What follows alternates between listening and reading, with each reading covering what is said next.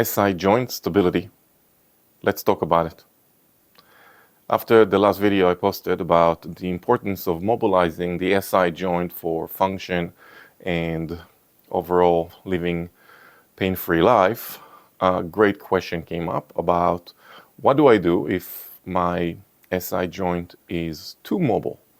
And we see that issue with people for different reasons, whether it's injuries or just physiological states that create this instability. When you look at the SI joint, it's a little different than other joints in the sense that the muscles that cross it don't really apply to stability.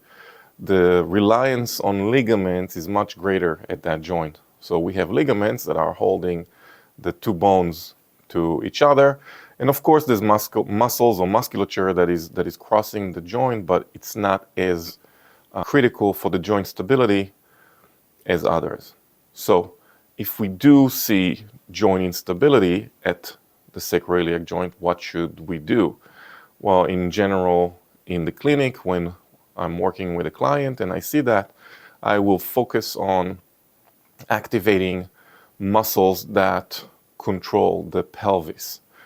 And by doing so, I will increase stability in the region. So you could think of glute exercises, squats, lunges, if they're done correct and controlled, abs, and front of the thigh, so hip flexors. All of those muscles that we would be working for core stability would help stabilize the SI joint as well.